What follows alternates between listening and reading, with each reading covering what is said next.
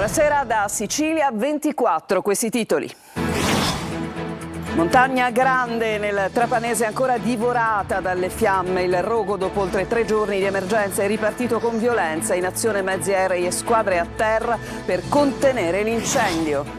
Situazione allarmante nel siracusano per il persistere dei miasmi. L'ARPA prosegue i monitoraggi mentre il presidente della regione Schifani ha dichiarato attenzione per la salvaguardia della salute degli abitanti. Domani vertice in prefettura. Un'altra intimidazione mafiosa nella zona nord di Palermo. Nel mirino il bar Cherie dello Zen. Trovate bottiglie con benzina e una richiesta di 5.000 euro. Catania, dopo la sparatoria a Trappeto Nord, retata della polizia nella zona di via Capopassero. 4 gli arresti. Procedure più rapide, nessuno resterà fuori. Schifani rassicura sui ristori per le imprese colpite dal ciclone Harry. Il Comune di Palermo aderisce alla rottamazione Quinquies. Cittadini e imprese potranno regolarizzare cartelle, tributi locali e in alcuni casi multe. Enna, nata prematura, soli 600 grammi. Noemi Maria torna a casa dopo 4 mesi in terapia intensiva. Decisivo l'intervento salvavita al cuore eseguito dal CCPM di Taormina. Calcio, si allontana Caserta dalla panchina del Catania, avanza il nome di De Giorgio, profilo gradito per idee di gioco e conoscenza della categoria.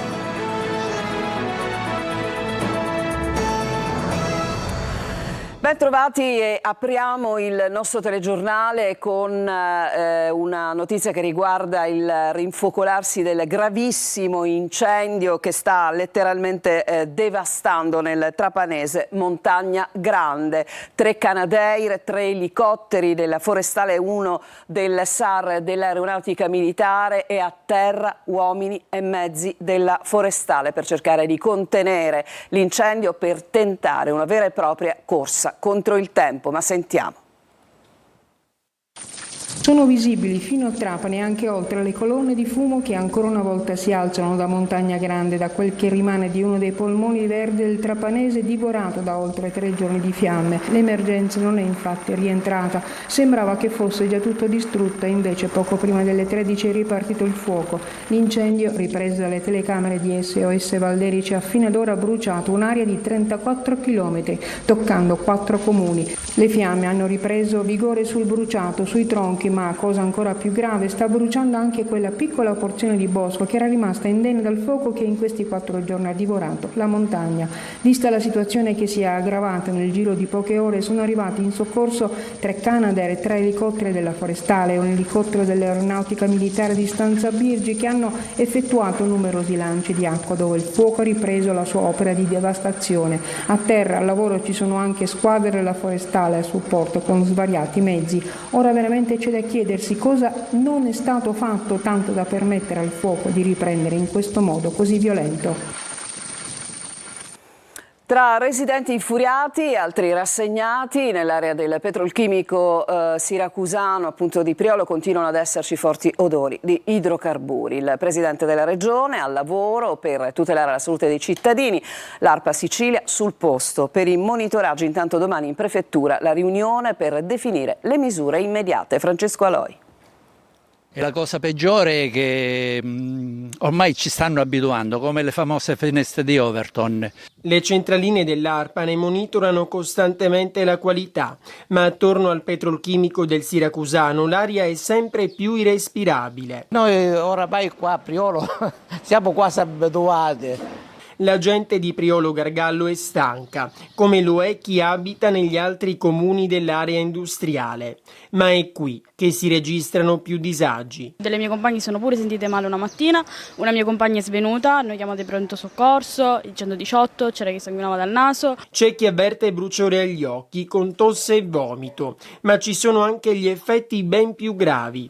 Da queste parti tutti conoscono almeno una persona che lotta contro il cancro. Purtroppo ognuno di noi ha un parente o un amico malato di cancro e questa è la brutta verità, ne abbiamo persi tantissimi nell'ultimo anno, possiamo dire che andiamo alla media di un funerale alla settimana. Intanto il 26 giugno a Melilli si riunirà la Commissione regionale ambiente con la presenza dell'assessore Savarino. Siamo al lavoro per nuove attività, per dare soldi al libero consorzio e all'ARPA per aumentare i controlli nel territorio, ma soprattutto siamo al lavoro per intercettare la responsabilità e per capire da dove provengono questi odori nauseabondi. E domani pomeriggio alle 16:30 ci sarà un vertice in prefettura a Siracusa con i sindaci dell'area industriale ed ARPA. Notte di fuoco a Favara, un incendio ha distrutto una decina di auto nella rivendita Vita Auto in contrada Petrusa, danneggiati anche gli uffici. Prende corpo l'ipotesi di un attentato incendiario. Davide Sardo. Indagini serrate dei carabinieri per fare luce sul maxi incendio che nella notte ha devastato la rivendita di auto Vita Auto lungo la strada statale 122 in contrada Petrusa a Favara nell'Agrigentino. Gli investigatori stanno passando al setaccio le immagini dei sistemi di videosorveglianza della zona per ricostruire le fasi che hanno preceduto il rogo e verificare eventuali presenze sospette. Le cause sono ancora in corso di accertamento, ma tra le ipotesi al vaglio c'è quella dell'attentato incendiario. Le fiamme hanno avvolto l'attività commerciale, distruggendo una decina di vetture e danneggiando anche un prefabbricato adibito a ufficio. L'allarme è scattato nel cuore della notte. Sul posto sono intervenuti i vigili del fuoco del comando provinciale di Agrigento, che hanno lavorato per diverse ore per spegnere l'incendio e mettere in sicurezza l'area. Presenti anche i carabinieri della tenenza di Favara e del nucleo radiomobile che hanno avviato le indagini. La rivendita appartiene a un commerciante favarese che, secondo quanto emerso, in passato era già stato vittima di un episodio analogo. Nuova intimidazione mafiosa allo Zen, distrutta una vetrata del Bar Cherie ed è stata lasciata anche una bottiglia di benzina con scritto 5.000 euro. Gli arresti recenti dunque non hanno fermato la macchina del racket a Palermo. Marco Gullà. Nonostante gli 8 fermi eseguiti giovedì scorso e la visita a Palermo del ministro dell'Interno Matteo Piantedosi, non si fermano le intimidazioni nella zona di San Lorenzo e Tommaso Natale. Questa volta nel mirino è finito il noto Bar Cherie, situato allo Zen, in via Ignazio Mormino, di fronte al velodromo. Nella notte ignoti hanno lasciato davanti all'ingresso dell'attività alcune bottigliette contenenti benzina e un messaggio con la scritta 5.000 euro. Inoltre sarebbe stato fatto esplodere un petardo che ha danneggiato una delle vetrate del locale. Quello avvenuto nelle ultime ore è solo l'ultimo di una serie di episodi che stanno interessando l'area di San Lorenzo, Tommaso Natale e dello Zen, ma anche i comuni di Isola delle Femmine, Capaci e Carini. Proprio giovedì scorso era stato colpito il deposito di Sicily by Car, dove un incendio doloso ha distrutto 11 mezzi. Si tratta del terzo attentato in 3 mesi ai danni dell'imprenditore Tommaso Dragotto, al quale è stata nel frattempo assegnata la scorta. Il Tribunale di Messina ha condannato in primo grado 3 imputati accusati di tentata estorsione aggravata dal metodo mafioso ai danni della Cosedil dell'imprenditore Gaetano Vecchio, ex presidente di Confindustria Sicilia. Secondo l'accusa, dal carcere sarebbe partita una richiesta di 250.000 euro come messa a posto per i lavori nel cantiere di Fondo Fucile. Condannati Salvatore Maiorana e Giuseppe Surace a 7 anni e 4 mesi, Giovanni Aspri a 6 anni e mezzo. Truffa sul super bonus, c'è un nuovo sequestro da 700.000 euro per l'imprenditore anti-racket Giuseppe Piraino. A ottobre scorso era stato destinatario di un altro provvedimento, il servizio. Nuovo sequestro da circa 700.000 euro per Giuseppe Piraino, l'imprenditore palermitano e la società di cui era rappresentante legale lo scorso ottobre erano stati destinatari di un decreto di sequestro preventivo emesso dal GIP presso il Tribunale di Palermo su richiesta della Procura della Repubblica per un importo complessivo di oltre 3,5 milioni di euro per i reati di truffa aggravata per il conseguimento di erogazioni pubbliche e indebita compensazione dei crediti inesistenti sul superbonus. L'inchiesta è nata dalla denuncia di una donna palermitana. La donna ha raccontato che la società che si era aggiudicata i lavori di rifacimento della facciata del suo palazzo non aveva mai portato a termine le opere. La ditta, che fa capo a Piraino, la Mosina Costruzioni, si sarebbe limitata a montare i ponteggi e poco altro. Piraino dunque non avrebbe mai maturato il credito d'imposta a seguito della cessione da parte del condominio e inoltre avrebbe trasferito parte dei soldi nei conti della moglie. L'imprenditore però ai nostri microfoni replica così: nessuno ha nascosto fondi, nessuno ha nascosto conti correnti, nessuno secondo la mia opinione, ha commesso delle distrazioni fatte per rubare soldi. Questo sia ben chiaro sia alla polizia giudiziaria sia anche a chi sta facendo le indagini. Stiamo facendo opposizione, abbiamo messo a disposizione della polizia giudiziaria fin da subito tutti i miei documenti, tutti i miei fondi, tutte le mie proprietà a disposizione. Se avessi voluto distrarre fondi sicuramente non li andavo a mettere su un conto corrente legato a un mio parente così vicino, e sicuramente non avrei fatto qualcosa di così clamoroso.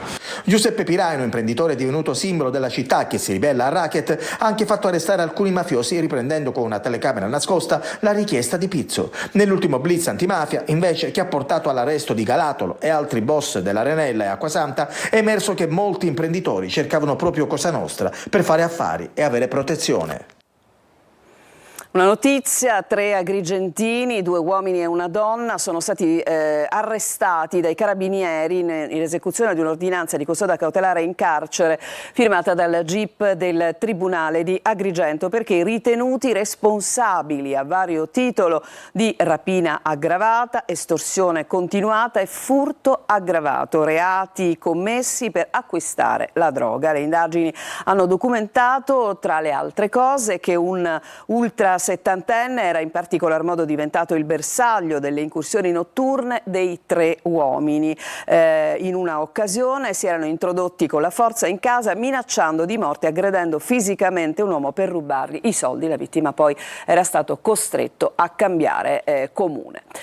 Trappeto Nord, andiamo a Catania, una retata della polizia nella zona di via Capo Passero, una delle piazze di spaccio più attive della città. 4 arresti, sequestri di droga. Ma sentiamo Simona Mazzone. Al setaccio il quartiere di San Giovanni Galermo fino alla zona di Trappeto Nord, con un'operazione interforze straordinaria di controllo del territorio ad alto impatto, dopo la sparatoria di qualche giorno fa in piazza Beppe Montana a Catania, in cui sono stati sparati circa 30 colpi. In particolare le forze di polizia si sono concentrate nella zona di via Capopassero, una delle piazze di spaccio più attive della città. Polizia, carabinieri, guardia di finanza e polizia locale, impegnati con 83 unità, hanno arrestato 4 persone per detenzione e spaccio di droga, 5 i denunciati, mentre sono state eseguite sanzioni per oltre 51.000 euro, soprattutto per effrazioni al codice della strada, assenza di patente in molti casi mai conseguita, mancanza di assicurazione o revisione, guida senza casco e uso del cellulare alla guida. In particolare, grazie all'unità cinofila, sequestrate 350 dosi di marijuana e 4 confezioni di Vax, la nuova pericolosa droga indirizzata soprattutto ai giovanissimi. Trovati anche quantitativi di cocaina e crack. Nel corso dei controlli sequestrate anche diverse armi.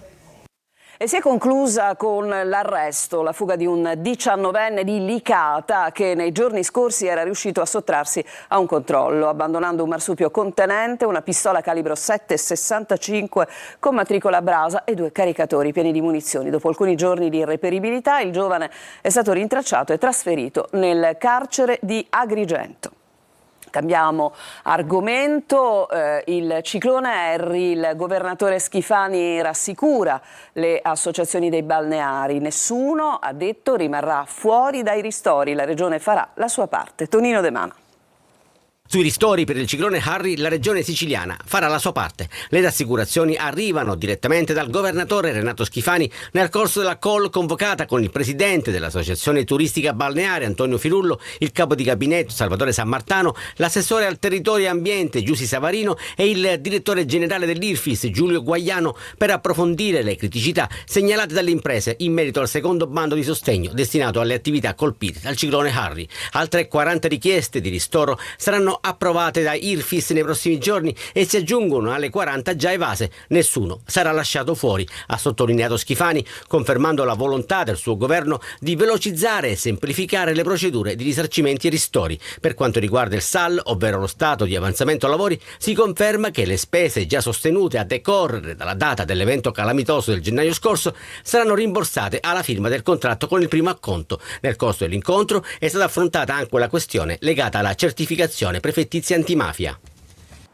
E veniamo adesso a una notizia che riguarda il comune di Palermo, perché il comune aderisce alla rottamazione quinquies. Questo significa che i palermitani potranno pagare a rate con lo sconto anche le cartelle esattoriali relative alle tasse locali arretrate. Manlio Viola.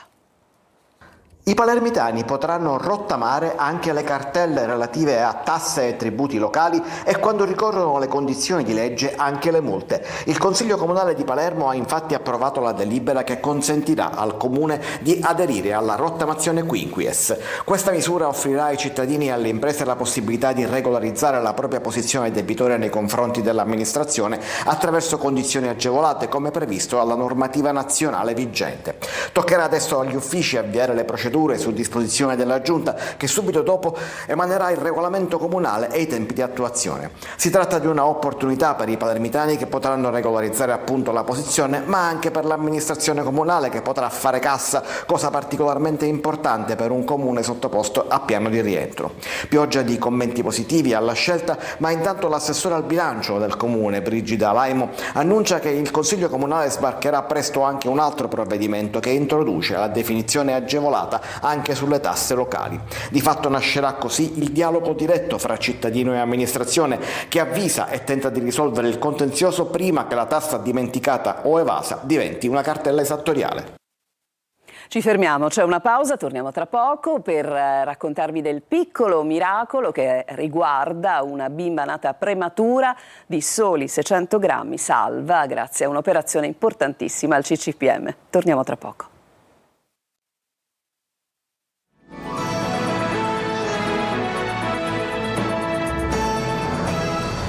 E siamo tornati in studio, il piccolo miracolo di Noemi, neonata prematura, che lascia finalmente l'ospedale di Enna in piena salute dopo 4 mesi. Pesava 600 grammi ed è stata sottoposta a un delicato intervento di cardiochirurgia pediatrica. Ma sentiamo Tonino De Mana.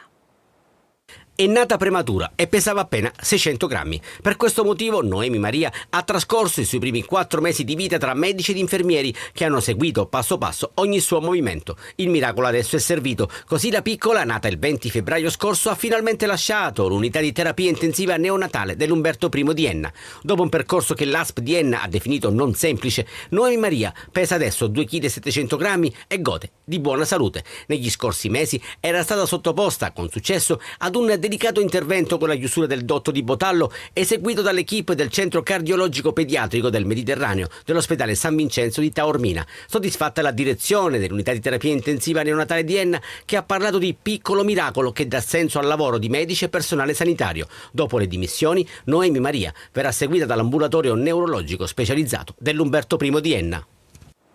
E adesso cambiamo decisamente argomento, ci occupiamo di musica con Francesco Gabbani, che celebra i suoi 10 anni di carriera con un nuovo tour che farà tappa unica in Sicilia, a Catania, alla Villa Bellini, il 27 giugno. Ma ci dice tutto Desire Ferlito. Essere o dover essere, il dubbio amletico. 10 anni di carriera celebrati sul palco, tra canzoni che hanno segnato un'epoca e nuove emozioni da condividere con il suo pubblico. Francesco Gabbani torna in tour e fa tappa anche in Sicilia, con un unico appuntamento regionale in programma il 27 giugno alla Villa Bellini di Catania. Effettivamente il pubblico siciliano, in tutte le circostanze che ho avuto il piacere in cui ho avuto il piacere di incontrarlo, devo dire che mi ha sempre regalato un grande affetto, una grande carica energetica, un vibrazionale proprio. In realtà ho iniziato a studiare chitarra con un siciliano, quindi una parte di Sicilia mi ha insegnato a suonare la chitarra, ecco. Cantautore raffinato, carismatico, capace di alternare riflessioni profonde e leggerezza. Questa proposta di riflessioni, no? Anche un po' che vanno a stuzzicare quello che è, in un modo celatamente polemico, il nostro modo di vivere.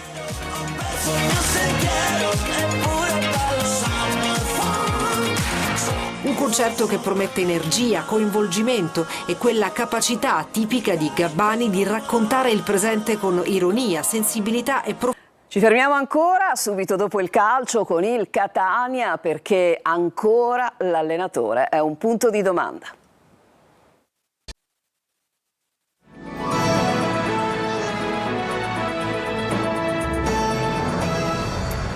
E adesso siamo al calcio. A Catania tiene banco il nodo allenatore. De Giorgio, già sondato varie volte dalla dirigenza, sale nell'indice di gradimento mentre scende Caserta. Marco Carli.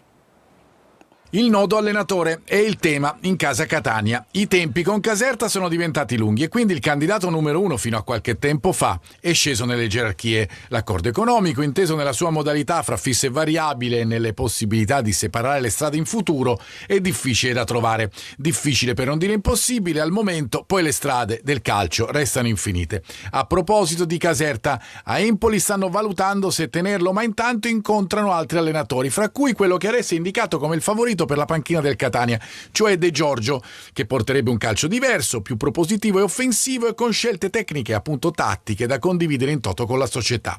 A Catania ritroverebbe Varrà. Nel frattempo ha visto l'Empoli, come detto, e con il passaggio alla Juve Stabia di De Vito, anche lui ex Potenza come responsabile dell'area tecnica, c'è chi pensa che quello di De Giorgio potrebbe essere un nome per la panchina dei campani. Sarebbe in caso Serie B, ma a Catania il tecnico che ha vinto la Coppa Italia di Serie C a Potenza, società con cui si svincolerà dall'accordo che lo lega fino al 2027, i lucani stanno virando su Tisci, si ritroverebbe ad allenare nella categoria e nel girone che conosce, con un evidente upgrade per una piazza che tanti allenatori considerano da Serie A. I matrimoni si fanno in due, dunque passi ponderati e condivisione delle strategie. Diana e eventualmente Troisi o Turati restano fra le alternative. Da questa scelta, abbinata a quella già fatta con Varrà, dipende il futuro e il Catania sa di non poter sbagliare. Il telegiornale finisce qui, a tutti voi grazie per averci seguito e buona serata.